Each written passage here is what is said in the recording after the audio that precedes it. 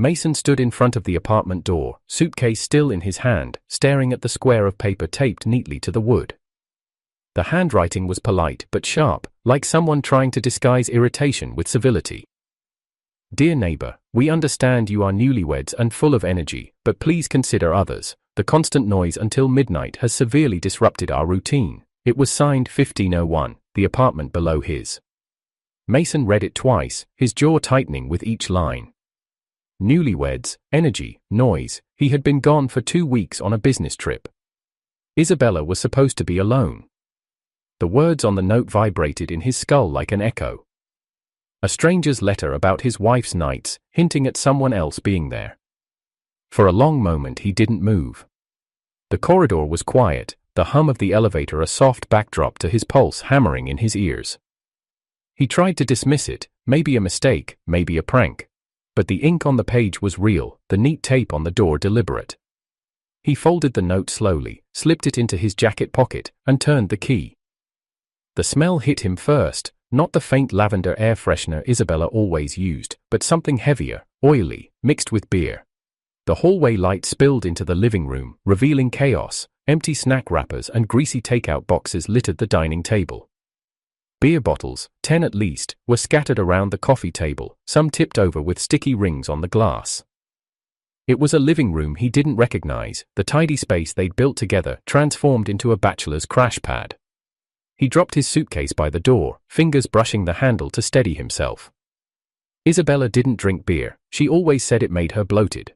So whose bottles were these? His gaze moved to the coffee table where a men's razor lay half hidden under a napkin. His razor. He had left it in the bathroom weeks ago.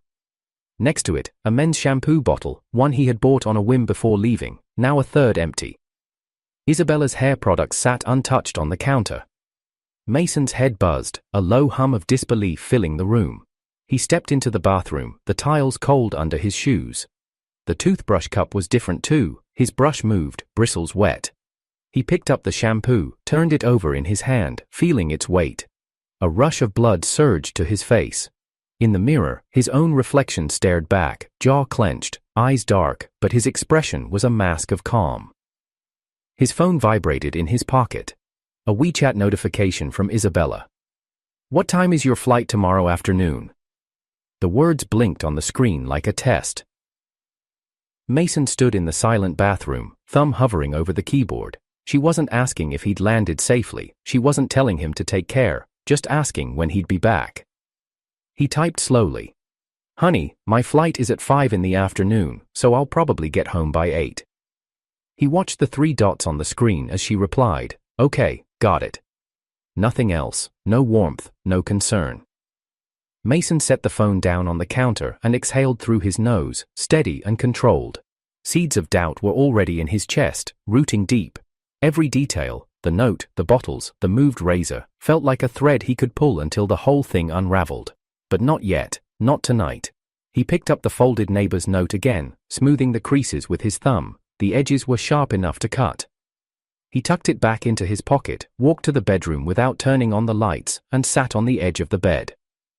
The house was silent, but it was no longer his home. On his phone, the sent message blinked. "Flight at 5, home by 8. Mason stared at it for a long time, then locked the screen. Isabella believed he was still far away. He would keep it that way. Mason had always been the type of man who didn't raise his voice, didn't slam doors, and didn't need chaos to command a room. He solved problems with silence and strategy, rarely with confrontation. As a logistics consultant, he thrived in order, timelines, schedules, and people who knew their roles. His life outside work was no different. He built it carefully, steadily, including his marriage to Isabella. From the outside, they looked perfect. And why wouldn't they? Isabella's social media made sure of that. She curated every photo, them laughing at brunch, her hugging Mason's arm outside boutique cafes, his hand in the corner of the frame as she posed with gelato. Her captions were always effervescent, "Grateful for my rock. He spoils me, I swear," or the classic, "Married my best friend." What the world didn't see were the details Mason covered, the rent paid entirely by him, the endless delivery bills on his card, the latest iPhone upgrade she surprised herself with on his Apple Pay. He had never complained, not once. When she told him she wanted to stop working full-time and take a less stressful admin job to focus on herself, he supported her. When her younger brother Ethan graduated with an associate degree and no plan, Mason used favors he didn't owe anyone to get the kid a job, twice. Ethan quit both within weeks. First it was the hours, then the pay, then the commute. Mason said nothing. He had married Isabella, and in his mind, that meant her family came attached. He adapted. Her mother's passive-aggressive remarks about grandkids, her father's quiet jabs at his quietness, Ethan's joblessness turning into freeloading. Mason paid for dinners without hesitation. He even loaned money when her father's car broke down. Not because they asked, but because they expected. Isabella always framed it sweetly. They're just old-fashioned. You know how families are. And Mason did know, but he also knew what it meant to be taken for granted. The first time Charlotte said something, it was subtle. She was Isabella's co-worker, a sharp, quiet woman with almond eyes and an unreadable expression. They had only spoken briefly during a dinner Isabella hosted for her office friends. That night, after dessert, Charlotte leaned in slightly and said, "You're very patient. Not a lot of men would handle what you do." Mason raised a brow, half smiling. "What do you mean?" But Charlotte only shrugged and sipped her wine. "Nothing, just an observation." He didn't ask further, but the remark stayed with him. 3 months ago, Mason noticed Isabella's posts begin to change. Gone were the pastel brunch filters and sunset beach photos. In their place were mirror selfies in ripped denim, fishnet tops, and captions like, "New energy, new me." One photo had her in space buns, throwing up a peace sign in graffiti lighting. Another showed her sipping from a neon cocktail with a wink and, "Who says good girls can't go bad?" The Mason in those pictures disappeared. He didn't say anything. Not when she started staying out late with the girls. Not when she suddenly had a newfound love for hip-hop bars. Not even when she missed his call because her phone was on silent during self-care. Instead, Mason watched. He took screenshots, not for evidence, not yet, for alignment. If something broke, he wanted the frame of reference to know when exactly it cracked. She had no idea he was home. After sending the fake 8 p.m. message, Mason left the apartment and booked himself into a mid-range hotel not far from their building. He checked in under a different name, left his suitcase there, and returned to his quiet mission. This wasn't paranoia anymore, it was method. That night, Mason created a burner account and followed Isabella on Xiaohongshu. The same posts, as her Instagram showed up there too. But the comments, that's where the shift lived. One in particular stood out. A reply under one of Isabella's selfies, her in oversized streetwear, captioned "Cool enough," caught Mason's eye. A username with a floral tattoo as its icon had commented, "You look fire, babe." He clicked it. The profile was private, but the display photo was of a young man, heavily inked arms, leaning against a motorcycle, face half in shadow. Location, Xi'an.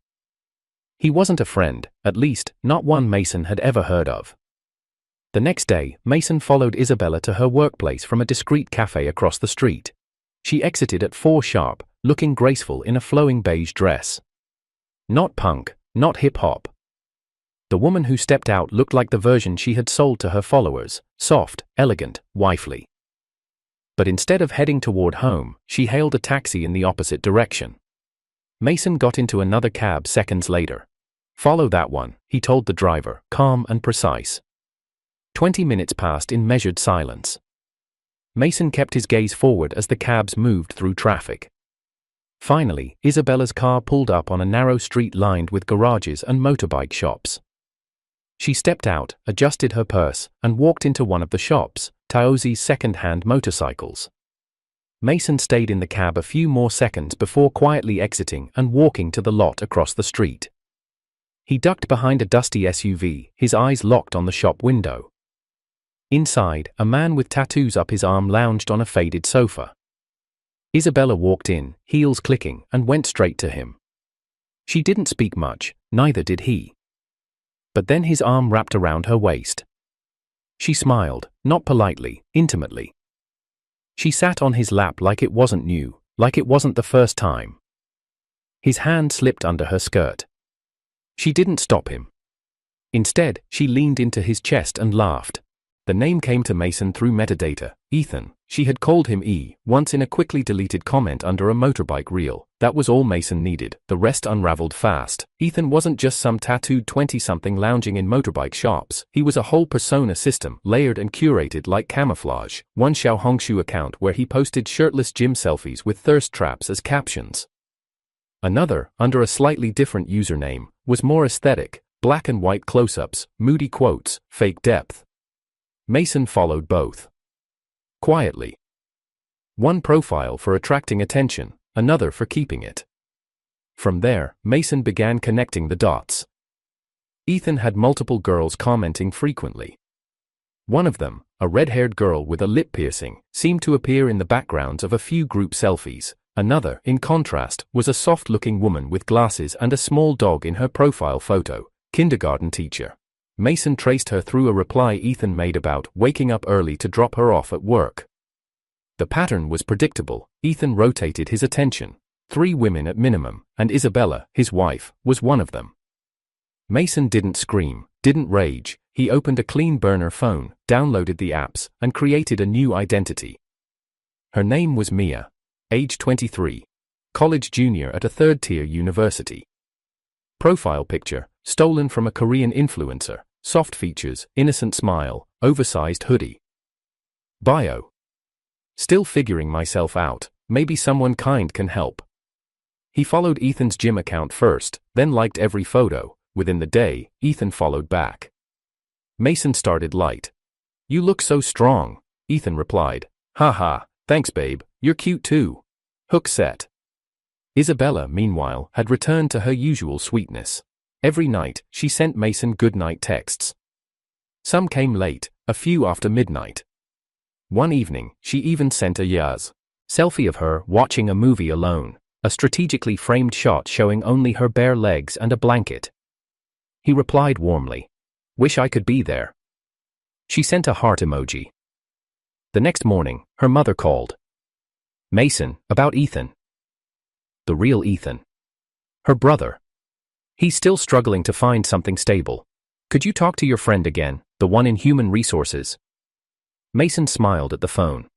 Of course, I'll see what I can do. By evening, his father-in-law had joined in. A family sticks together, son. You and Isabella don't have siblings, but now you do. A message from Ethan, the tattooed one, buzzed across Mason's burner account. Mia, you free this weekend? I've got a cool bike, want to take you for a ride? Mason didn't reply yet. He had logged into his actual banking app and checked a recent transaction Isabella made with his linked card. A hotel booking, mid-range, not cheap, reservation for Saturday night. The name on the guest list wasn't hers, but the billing address matched. She had used a fake ID and his wallet. He sent her a message. Flight was delayed. I'll land around 9 instead of 8. No worries, get some rest when you land. She was getting better at lying. He was getting better at smiling through it. Friday night, Isabella left early for a spa session with the girls. Mason kissed her goodbye at the elevator, still in his business clothes. She waved, all casual glow, and walked into her ride. He went back inside, took off his tie, and poured himself tea. Later that night, she texted a blurry bath selfie, spoiling myself while you work so hard. Mason replied, you deserve it. Ethan, meanwhile, had messaged again on the burner app. You free tomorrow night, cutie? Mason finally answered. I'm a little shy. Maybe not a hotel. I know a quiet park though. Ethan jumped at the idea. He was eager, cocky, and careless. Back in the real world, Isabella's mother called again on speakerphone while Mason cooked dinner. Any updates about Ethan's job? She pressed. We heard a position opened. I'm working on it, Mason said calmly. I'm even talking to my dad's contacts. It'll take some funds to grease the process, but it's promising. Her voice brightened. Funds, we can help. Oh no, Mason said kindly. It's my responsibility. They hung up after exchanging blessings. Charlotte texted him that night, a rare thing, a meme, a joke about having radar for trash people. Mason stared at the screen. He replied, how accurate is yours? She responded, very, why? He didn't answer. Saturday came. Isabella left before noon, claiming she was going shopping.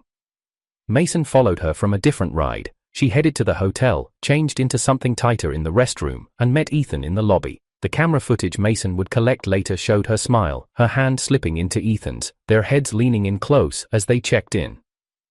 Room 802. Mason didn't flinch. Instead, he messaged the girl with the lip piercing. "Sister, he's with me right now, should I stop moaning so loud?" No name, no context, just bait. She called immediately. Mason declined. He texted again from another number. "Your boyfriend is in XX Hotel, room 802, don't ask who I am." The reply came fast. "Who the fuck are you? I'm coming." An hour later, Mason watched from the far end of the corridor. The girl with the piercing arrived with 3 friends, loud, furious. They knocked, they kicked, they shouted. Isabella's voice broke through the noise, then a scream. A staff member came. The girls manipulated him into opening the door by saying someone inside was hurting themselves. Once it opened, all hell broke loose. Hair was pulled, screams erupted, slaps echoed. Isabella's voice cracked, and Ethan's shouts were drowned in chaos. Phones were out, people filmed. Mason leaned on the stairwell railing, far enough to stay unseen, close enough to hear her crying. He didn't move. When the hallway cleared an hour later, he walked back down and messaged Ethan from his burner. "Still coming for that ride, honey?" Mason sat alone in his hotel room, the thin curtains filtering in a pale morning light that touched nothing. Not the walls, not the air, not the silence sitting on his chest. The bed remained made. He hadn't slept, not properly. The video footage he had collected, security tapes from the front desk, hallway cameras, and his own grainy phone shots, played in his mind on loop, frame by frame. Isabella, in his bed with another man. Isabella, smiling up at him in lingerie he bought. Isabella, moaning for someone else, in a hotel booked with his card. And yet, the ache wasn't rage, it was quieter, a hollow heat inside the ribs, not meant for screaming, but for burning slow. He didn't scream. He logged into his burner account again and opened Ethan's flirt page. Ethan was already posting from his gym mirror, acting like nothing happened. His captions were the same: thirsty, shallow, arrogant. Mason went back to the account of the kindergarten teacher, the one with the soft smile and photos of handwritten notes from her students. He saved her number. Not for now, for the next step. Instead, he contacted Charlotte. It was a risk, but one he was ready for. He sent a message from a new account. "Charlotte, this is Mason. I know you probably didn't expect this, but I need you to trust me. Ethan isn't just cheating on you, he's with my wife. I have proof. I need your help." Minutes passed. The read receipt sat there, glowing like a heartbeat. Then she replied. "Where and when?" Charlotte arrived with 3 girls. All of them were loud, sharp-tongued, and didn't hesitate. They waited in the hallway outside room 802, ready. Mason had already slipped a note to the front desk staff. "There's someone suicidal in that room, please check immediately." Timing aligned perfectly. Mason watched from the hallway corner, hoodie up, mask on. The door opened under the staff's key, and within seconds, Charlotte and her team barged in. Screams, shouts, the slap of skin on skin, furniture scraped against the floor. Isabella's voice, fragile, sharp, gasping. A heel flew across the hallway. Someone shouted, "Take her clothes off, let everyone see what kind of woman she is." No one stopped it. In fact, guests in the hallway filmed it. Mason stayed still as stone. When the door finally slammed again and silence returned, he didn't go in, he just turned and left. The next morning, Isabella texted, "Staying at mom's for a few days, feeling sick, need rest." Mason replied instantly, "Do you need anything, medicine?" She said no. Her face had broken out from allergies, that was her story. He let her keep it. While she rested, Mason played the good husband. Her family still believed everything was fine. Her mother called 2 days later. "Mason, we're ready to send money for Ethan's job. How much more do you think it'll need?" 15,000, he said gently. "I'll cover the rest myself. It's a competitive spot, but I'll get it for him." Isabella's father texted afterward, "You're a real man. I'm proud to call you my son-in-law." Mason wired the 15,000 straight into a cold wallet. Back in the hotel, he received a burner text from Ethan. The audacity. "Yo bro, know any good gyms near Chang'an Road? Might hit it later." He didn't respond. Instead, he checked Instagram. Isabella had posted a photo, Ethan holding her hand from across a table, their fingers intertwined. Caption: sometimes the heart chooses before we do. It had 113 likes, and a comment from Ethan, real ones only. Her face was turned to the side, hiding the bruising beneath layers of makeup and filters. Mason took a screenshot, saved it to a folder titled, Deception, Final Arc. He smiled, cold, controlled. She thought she won. It took less than an hour for Mason to confirm her name. Through a few social engineering tricks, scrolling Ethan's tagged posts, using a reverse image search on a blurred birthday picture, and cross-referencing a PTA event flyer with the kindergarten's website, he found her. Lily Jiang, kindergarten teacher, 27, beloved by parents and children alike, soft posts about classroom projects, warm filtered selfies with her golden retriever, thoughtful captions about quiet mornings and trust taking time. Mason stared at her profile for a long time. She didn't know what kind of world she was in, yet. He created another burner identity, this one clean, mature, female. A fellow teacher named May with a mutual friend in the early childhood education circle. Mason added Lily and messaged casually. Hi, I saw your post about your teaching board designs, super inspiring. I'd love to ask about your methods. Lily replied kindly. Open-hearted, unaware. Over 3 days, he built rapport. Meanwhile, his burner account as Mia, the young college girl, continued to receive flirtatious messages from Ethan. On Wednesday night, Ethan sent a photo of himself, shirt off, biting his lip, with the message, "Wish you were here, babe." Mason, as Mia, replied, "Only if your girlfriend doesn't mind." Ethan responded with a smirking emoji. "Don't worry about her, she's sweet but clingy, you're way more fun." Mason took screenshots, dozens of them. Then, like any strategist preparing the battlefield, he compiled a neat folder. Screenshots of Ethan's flirtations with Mia, GPS timestamps of Ethan's visits to the hotel with Isabella, social media proof of Ethan's overlap with all 3 women, a photoshopped STD report with Ethan's name, labeled HSV2 positive, made using a Real Labs template he found online. He printed everything. Then made a USB copy. The package was sent anonymously to Lily's home address, tucked inside a bubble mailer labeled, Urgent Health Disclosure. Charlotte got hers hand-delivered. Mason stood behind a newspaper at her cafe's patio, watched her expression flicker from curiosity to confusion to rage as she flipped through the file. Then she packed the envelope, stood up, and walked briskly to her car. 2 days later, the fallout began. Isabella had returned to her job, hair curled, makeup light, pretending everything was fine. She wore a long-sleeved blouse to hide bruises, a fake smile to hide rot. At noon, the quiet was split open. 2 furious men stormed into her workplace, shouting in Mandarin, "This is the woman sleeping with our sister's boyfriend. Lying, diseased whore. You wreck homes like it's your hobby, huh?" One of them threw printed copies of the STD report across the reception desk. Another slammed down blown-up photos of Isabella straddling Ethan on a motorcycle. Colleagues froze. Phones came out. Some filmed, some whispered, one screamed. Isabella shouted back, demanding security. But the brothers didn't flinch. "Check her bag, she's probably carrying it too," one shouted. "You ruined our sister's life and think makeup can cover that?" Security came, but the video was already out. Within the hour, Mason watched from a separate account as WeChat moments, Xiaohongshu, and group chats exploded with the footage. Isabella, standing in the middle of the lobby, being screamed at by 2 strangers about diseases and infidelity, her eyes wide, voice trembling. He never commented, never liked the posts, never shared them. He only watched. 3 days later, HR scheduled a private meeting. She resigned for mental health reasons. Mason received no text from her, no mention of it. She stayed at her parents' house, licking invisible wounds, pretending the world was attacking her. Then, a lawyer's letter arrived. Not a warning. A divorce notice, it included a formal claim to half of Mason's assets under joint marital ownership. Mason sat in his kitchen, coffee warm, the envelope untouched, then he smiled. The timing was perfect.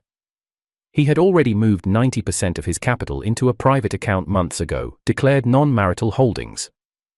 The house was under his name from before their marriage. The car?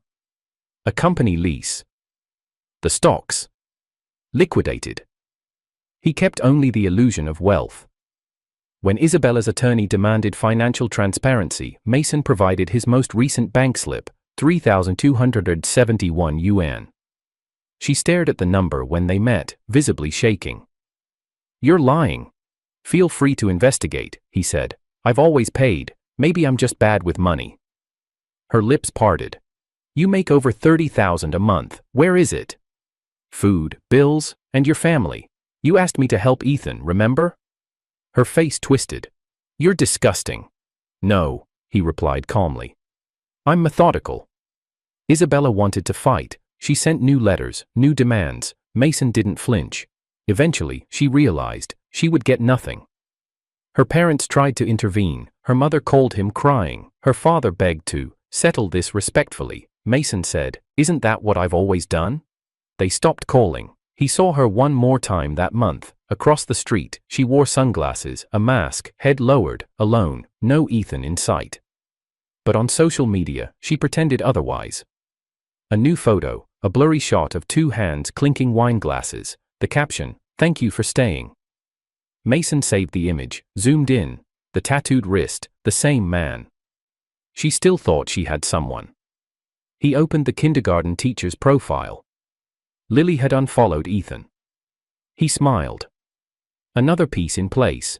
The dinner was Isabella's mother's idea. A small family celebration, 2 tables at a mid-range restaurant near the bell tower, to honor Ethan's new job that Mason had so graciously secured. It was the reward for all their months of entitlement, all wrapped up in linen napkins, faux toasts, and smug smiles. Mason dressed in black, his hair neat, his watch minimal. He arrived with a small fruit basket under one arm and a face carved in patient humility. Isabella greeted him at the door with a light hug, her perfume a little stronger than usual, her skin still recovering from the hotel ambush a few weeks prior. She wore long sleeves in summer and heavy concealer under her eyes, the soft kind that cracks when she forces a smile. "You look tired," he said gently, as if concerned. "Just haven't slept well. Too much planning," she replied, brushing her hair behind her ear. "You know how Mom is. She wanted everything perfect for Ethan." Perfect. Inside the private room, the family was already gathered. Her aunts, uncles, cousins.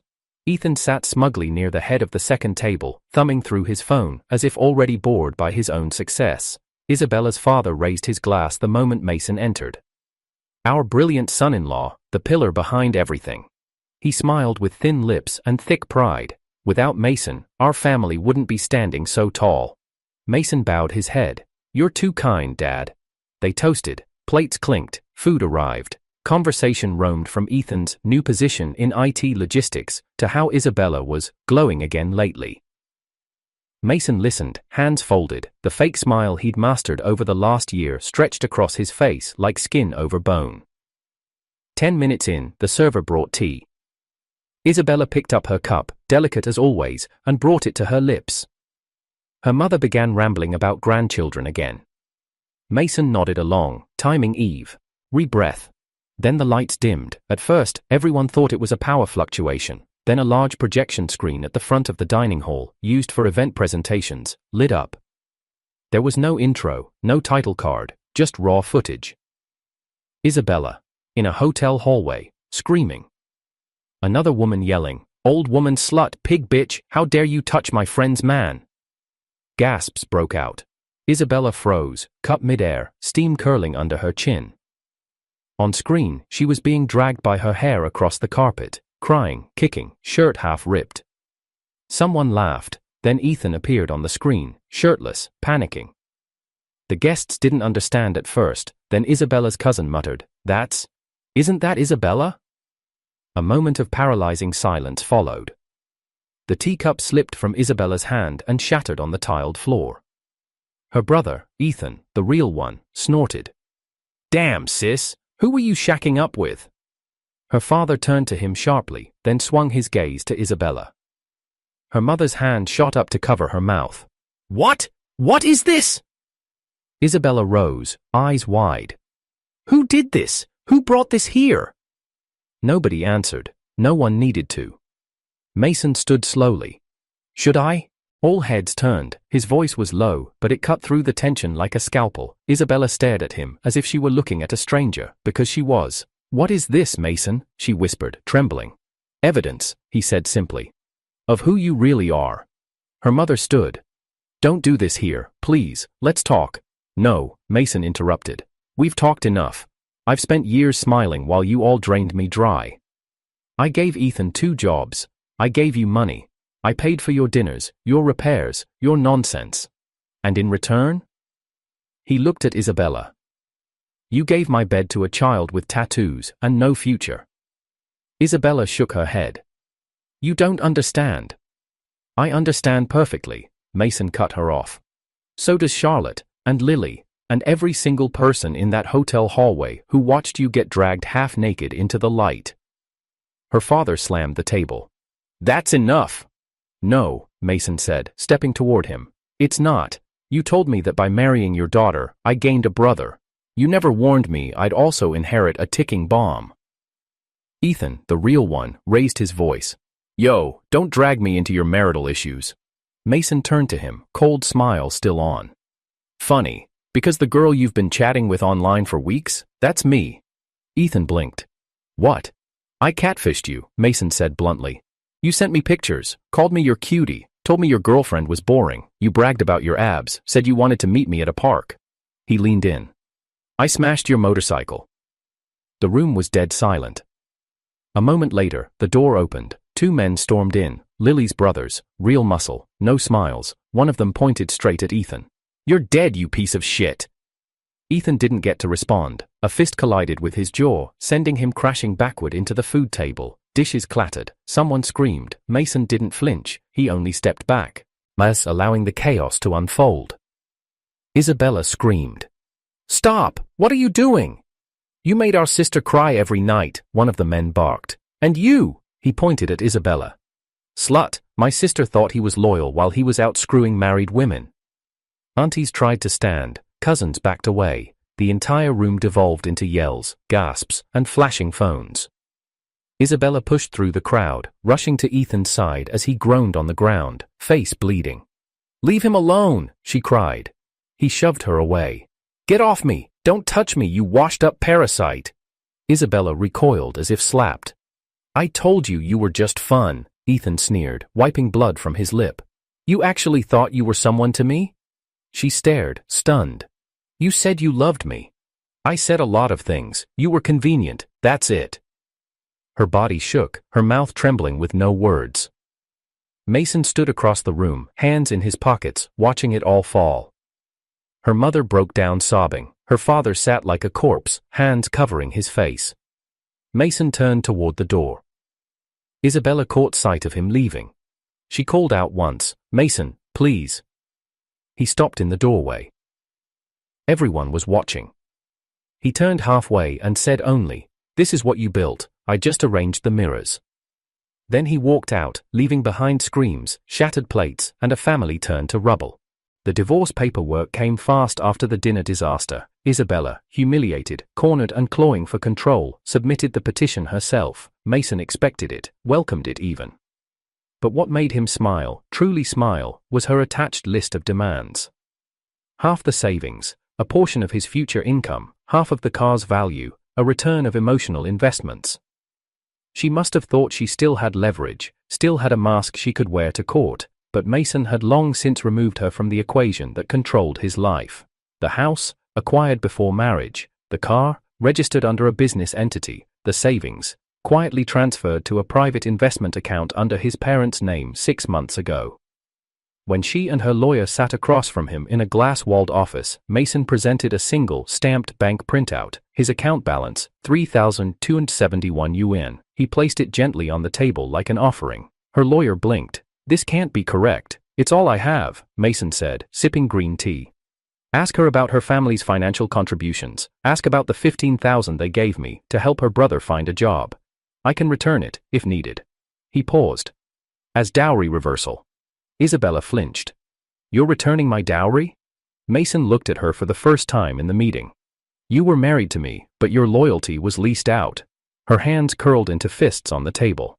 Her lawyer tried to salvage things, but Mason had already prepared the documentation. Every receipt, every timeline, every evidence chain.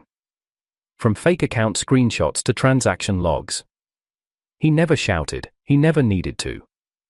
The settlement closed with a quiet thud. She walked out with nothing but her name. A week later, Isabella's father called. "Mason, we're confused. Are you returning the $15,000 or not?" "No," Mason said calmly. "She declared it a gift, remember? But that money was for Ethan's future."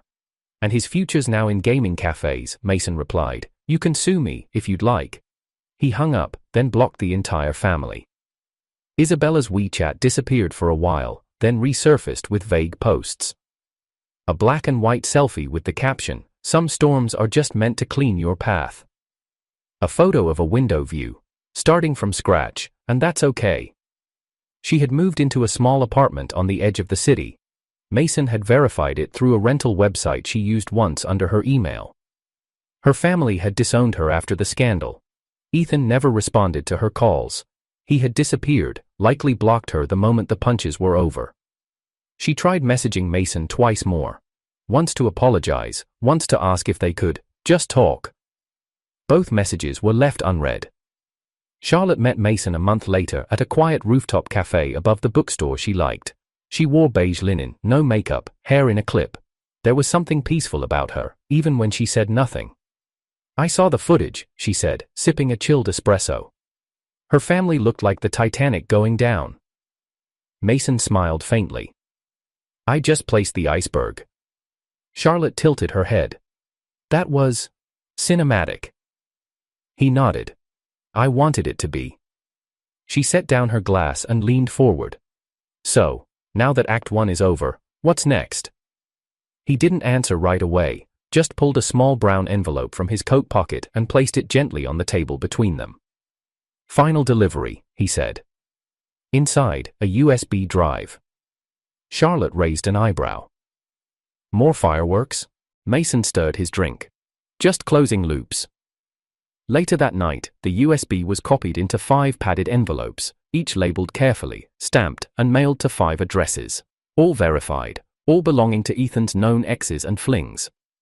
Inside the drive, flirt screenshots, edited clips of Ethan mocking their texts, the fake STD report, a side-by-side comparison of his alt profiles, and one final message from Mason, voice modulated and typed on screen. "You were never the only one. He never thought you'd talk to each other. I hope now you do." That night, Mason stood by his window, the city glowing below. He took a breath, not deep, not dramatic, just clean. He checked his phone, no unread messages, no unfinished business, no attachments. The night was quiet, his smile was small, but permanent. Revenge isn't loud, it's well lit, and always on record.